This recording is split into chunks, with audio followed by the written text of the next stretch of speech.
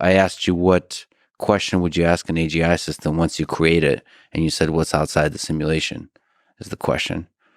And good question. Yeah. But it seems like with Grok, you started literally the system's goal is to be able to ask such questions, to answer such questions, and to ask such questions. Where are the aliens? Where are the aliens? That's one of the Fermi paradox question. A lot of people have asked me if I've seen any evidence of aliens, and I haven't, which is kind of concerning, because then I think I'd probably prefer to at least have seen some archaeological evidence of aliens. To the best of my knowledge, there is no proof. I'm not aware of any evidence of aliens. If they're out there, they're very subtle. We might just be the only consciousness, at least in the galaxy. And if you look at, say, the history of Earth, if one is to believe the archaeological record, Earth is about 4.5 billion years old. Civilization, as measured from the first writing, is only about 5,000 years old. We have to give some credit there to the ancient Sumerians, who aren't around anymore. I think it was an archaic pre-cuneiform was the first actual symbolic representation, but only about 5,000 years ago. I think that's a good date for when we'd say civilization started. That's 1/1,000,000th of Earth's existence. So civilization has been around. It's really a flash in the pan so far. But why did it take so long? For 4.5 billion years.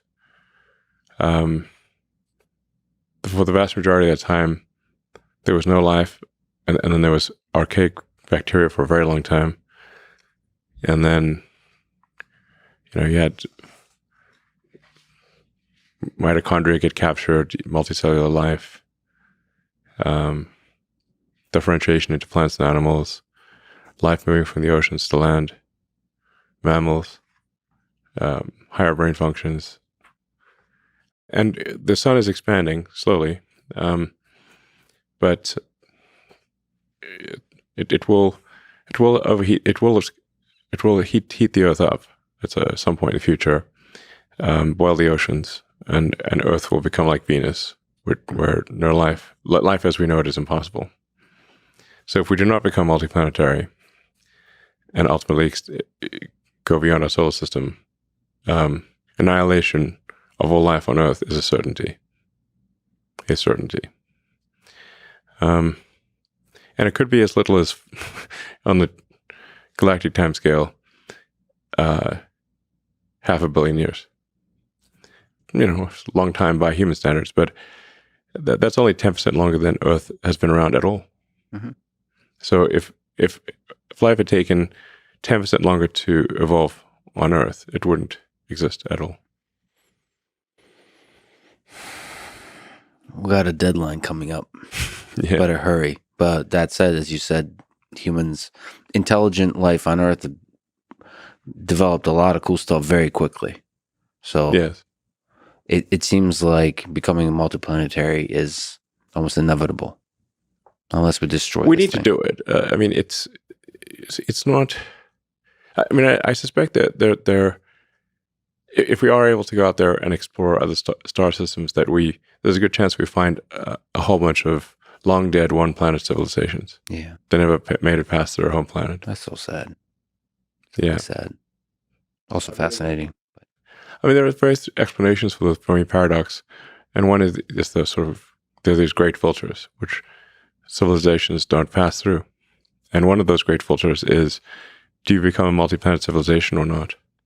And if you don't, it's simply a matter of time before something happens on your planet, either natural or man-made, that causes us to die out, like the dinosaurs. Where are they now? They didn't have spaceships. So I think the more likely thing is, because just to empathize with the aliens, that they found us and they're protecting us and letting us be. I hope so. And nice aliens. Just like the tribes in the Amazon, the uncontacted tribes were protecting them.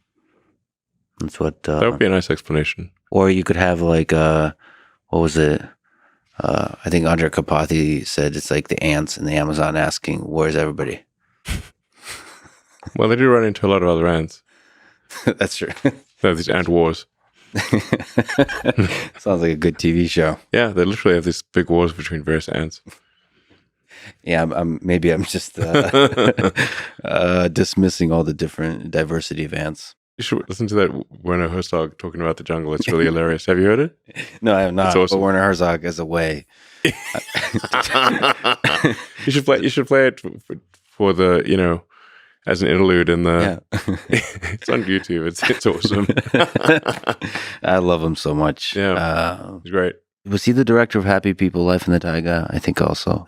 He did that bear documentary. The bear And documentary. he did this thing about penguins. Yeah. the analysis, the psychoanalysis of a penguin. Yeah, the penguin's like headed for like the mountains like that are like 70 miles away. And Yeah. then penguin is just headed for doom, basically. Well, he had a cynical take. I have he could be just a brave explorer, and there will be great stories told